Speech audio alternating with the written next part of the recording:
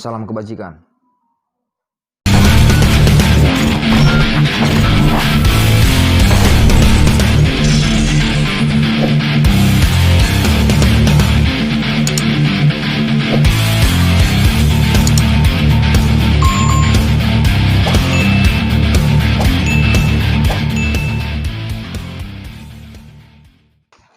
Kita berjumpa lagi guys di tema hukum. Yang mampir atau belum mampir di channel ini, jangan lupa di subscribe channel Tema Indonesia guys, klik loncengnya. Apabila suka, like sini banyak-banyaknya guys, share kepada teman-temannya video ini yang Tema Indonesia. Ya, subscribe gratis guys. Dan hanya nonton aja guys, ingat ya, subscribe, like, bila Anda suka share, like sebanyak-banyaknya di sini. Subscribe ya guys, subscribe, oke? Gratis kok.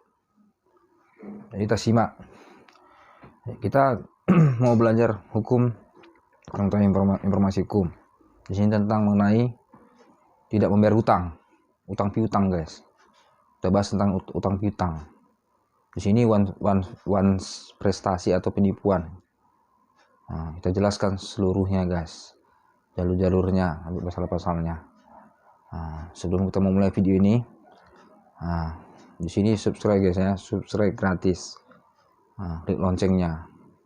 Bila Anda suka semua video ini dari tema hukum dari awal sampai akhir ini, like sebanyak-banyaknya di sini. Kalau memang penting, berguna, share kepada teman-teman, saudara-saudaranya, rekan kerjanya, walaupun kalian berada di mana.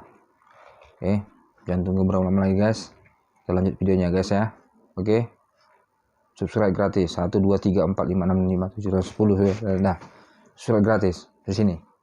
Tema hukum. Kita lanjut guys.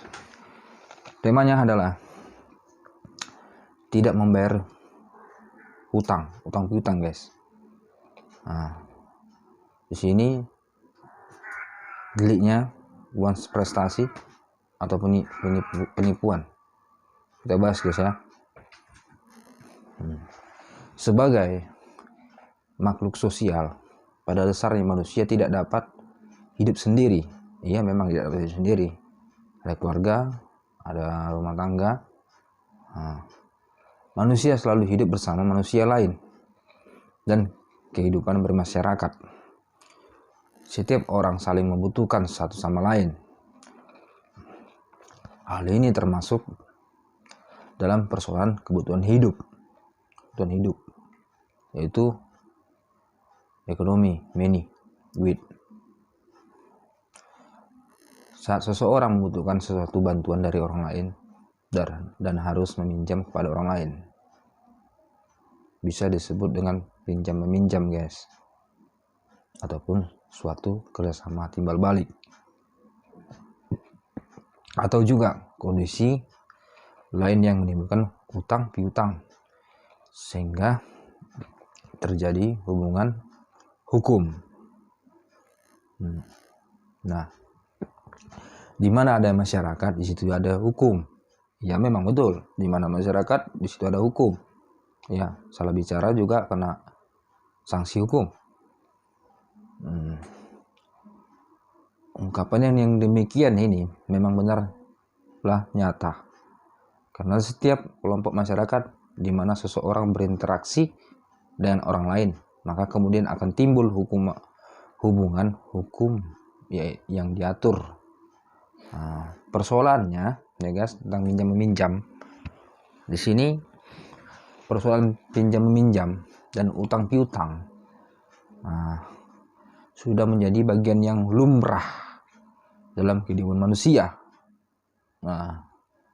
Semua yang punya utang guys ya, tapi setidaknya dibayar lah, jangan sampai nanti kena sanksi hukum kita ya. Harta ini nggak dibawa mati. Kalau kita mau lunas utang kita, mak cakapnya meninggal pun kita udah tiada di muka bumi, kita meninggalkannya bagus daripada kita meninggal masih punya utang ya guys ya. agak ceramah sedikit. Terlanjut guys ya.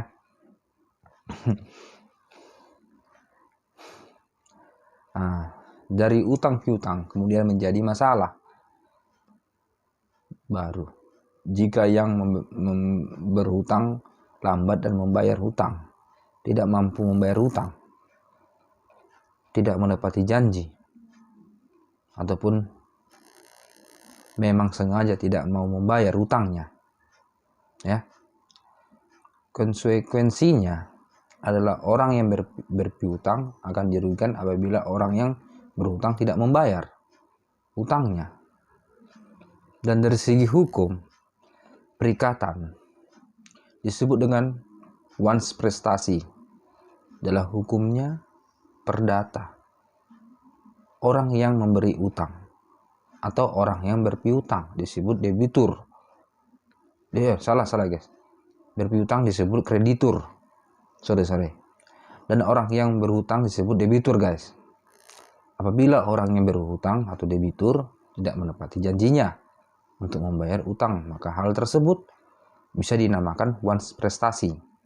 Nah, menurut Subekti dalam hukum perjanjian jelaskan bahwa once prestasi atau kelalaian atau kelelapan seorang debitur dapat berupa 4 macam guys. 4 macam dia. Kita jelas satu persatu guys ya. Ada 4 ini. 4. Subscribe dulu guys, subscribe. Ya, kita lanjut lagi. Oke, gratis kok. Kita hitung 1 2 3 4 5 udah. Lanjut sampai 4. Tidak melakukan apa yang disanggupi atau dilakukannya. 2. Melakukan apa yang dijanjikannya tetapi tidak sebagaimana dijanjikannya. 3. Melakukan apa yang dijanjikannya tetapi terlambat membayar. 4. Melakukan sesuatu yang menurut perjanjian tidak boleh dilakukannya. Nah, itulah guys penjelasan 4 macam itu guys. Jadi terhadap kelalaian atau kelelapan debitur diancam beberapa sanksi atau hukuman atau akibat-akibat yang tidak enak bagi debitur yang lalai. Ada 4 macam, yaitu pertama, membayar kerugian yang diderita oleh kreditur atau dengan singkat dinamakan ganti rugi. Kedua, pembatalan perjanjian atau juga dinamakan pemecahan perjanjian. Ketiga, peralihan risiko. 4. Membayar biaya perkara kalau sampai diperkarakan di depan hakim. Jadi kita lanjutannya, selain membawa masalah hutang piutang ke pengadilan untuk dilakukan gugatan ganti rugi secara perdata guys. Tidak sedikit juga masalah hutang piutang nih yang masuk ke kantor polisi guys. Ya, yakni kreditur melaporkan debitur yang tidak mendapatinya janjinya atau tidak membayar hutangnya ke kepolisian dengan dugaan pidana penipuan.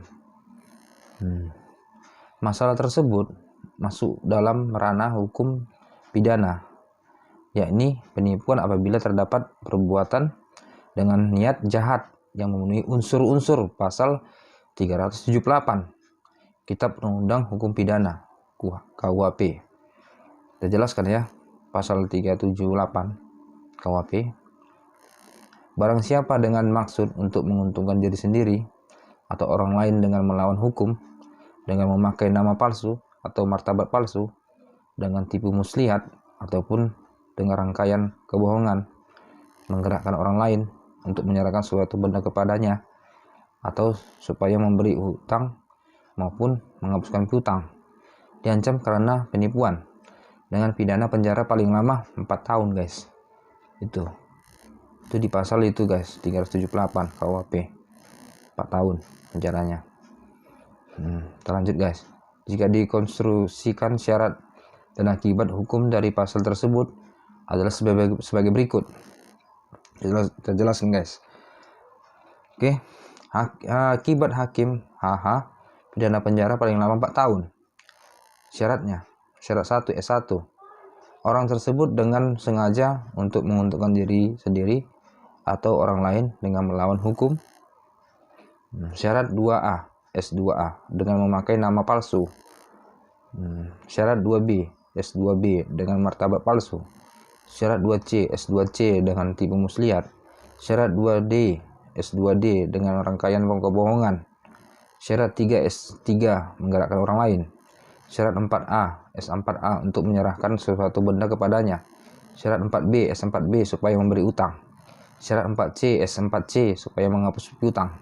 Nah, agar seseorang yang tidak membayar utang itu dapat dipidana karena penipuan, maka 4 unsur syarat kumulatif itu harus terpenuhi, yakni syarat 1, 2, 3, dan 4 ataupun huruf A, B, C, D. Pada unsur tersebut sifat opsional. Jika sudah terpenuhi salah satunya, maka sudah terpenuhi syaratnya, sehingga tidak harus terpenuhi seluruh ABCD, cukup 1, 2, 3, 4, maka perbuatan tersebut bisa dipidana apabila tidak ada alasan menghapus pidana. Singkat dari rumusan di atas itu, S1, S2, S3, S4 itu guys. Nah, namun demikian, apabila seorang yang tidak membayar utang tersebut tidak memenuhi unsur-unsur pasal sebagaimana diuraikan tadi, melainkan seseorang tidak membayar utang karena tidak mampu, maka hal tersebut bukanlah masuk ranah hukum pidana, dan seorang tersebut tidak dapat dipidana karena penipuan. Hal ini sebagaimana yang dimaksud dalam pasal 19 ayat 2 Undang-Undang Nomor 39 tahun 1999 tentang hak asasi manusia. Tidak seorang pun atas keputusan pengadilan boleh dipidana penjara atau kurungan berdasarkan atas alasan tidak mampuan untuk memenuhi sesuatu kewajiban dalam perjanjian utang piutang, guys. Nah, jadi jika seorang debitur yang tidak membayar karena hal lalai sehingga tidak menepati janji atau tidak mampu, maka hal tersebut adalah murni perbuatan dalam hukum perdata yang dapat dilakukan gugatan ganti rugi ke pengadilan negeri karena once prestasi. Namun apabila debitur tersebut memang sudah sengaja memiliki niat jahat untuk menipu atau tidak mengembalikan utangnya sehingga memenuhi unsur-unsur penipuan sebagaimana rumusan di atas tadi, maka perbuatan tersebut adalah perbuatan pidana dan kreditur bisa melaporkan debitur ke kepolisian, aparatur kepolisian. Bisa, guys. Apabila ada unsur-unsurnya dia masuk ke penipuan. Penipuan dia, guys, masuk penipuan, atau tidak mau niat jahatnya menipu ataupun tidak mau mengembalikan utangnya, guys, dia masuk bisa ke pidana, bisa dilaporkan. Kalau dia nggak bayar, niat jahat atau menipu, dia nggak bisa ke perdata, dia bisa masuk ke pidana.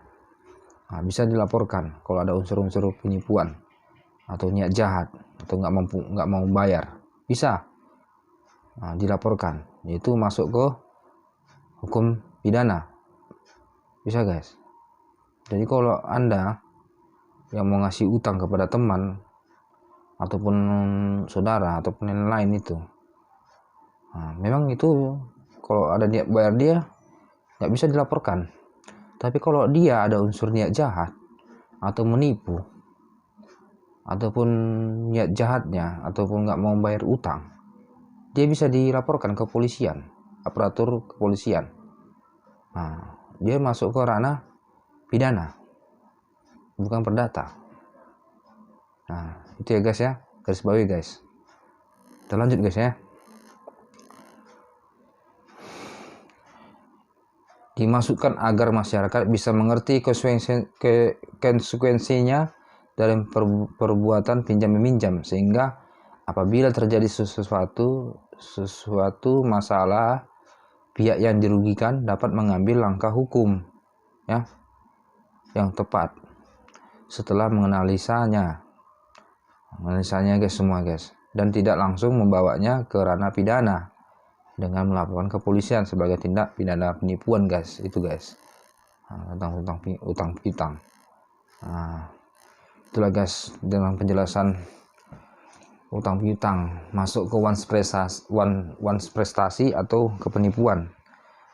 Kalau dia mampu membayar dan berjanji bertanggung jawab dia membayar, itu nggak masuk ke pidana atau nggak bisa dilaporkan ke pihak yang berwajib, yaitu aparatur kepolisian, guys. Jadi kalau dia bisa masuk ke polisian, bisa dihukum, ya itu tadi saya sampaikan.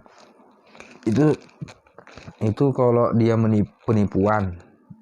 Satu, penipuan. Kedua dia ada niat jahatnya. Ketiga, nggak membayar utang Anda yang Anda kasih pinjam kepada mereka. Itu bisa dipidana, kena sanksi pidana dia. Bisa Anda laporkan ke pihak berwajib, yaitu aparatur kepolisian. Itu guys, bisa guys. Bukan semata-mata Anda berutang nggak bisa dilaporkan ke polisian atau digugat once prestasi. Itu bisa dilaporkan ke polisian kalau emang ada dia niat jahat atau menipu atau nggak membayar utang. Dia bisa di sanksi pidana, bukan perdata. Pidana bisa kalau ada unsur penipuan atau niat jahatnya atau nggak membayar utang. Itu bisa saudara-saudara bisa laporkan. Jadi dari penjelasan ini guys, semoga kita berguna hasil rangkaian informasi-informasi di tema hukum ini, biar nggak dibodoh-bodohi kita mengasih pinjam kepada orang. Apalagi kita membantu, menolong, tapi kita ditipu, ada niat jahatnya, nggak mau bayar. Itulah guys. Jadi kesimpulannya itulah guys, ya. Saya jelaskan dari awal sampai akhir ini. Sebelum kita tutup video ini guys ya, jangan lupa di subscribe ya guys ya. Subscribe tema hukum, klik loncengnya, oke? Apabila Anda suka, like videonya sebanyak-banyaknya. Kalau berguna, bermanfaat, share kepada teman-temannya, saudara-saudaranya, rekan kerjanya. Walaupun Anda berada di mana, share kalau yang berguna ini video ini, bermanfaat bagi kita. Jadi sebelum kita tutup video ini, jangan lupa pakai masker guys ya, menghindari virus COVID-19 ini. Cuci tangan yang bersih. Jangan lupa dijauhi kerumunan, jaga jarak ya guys.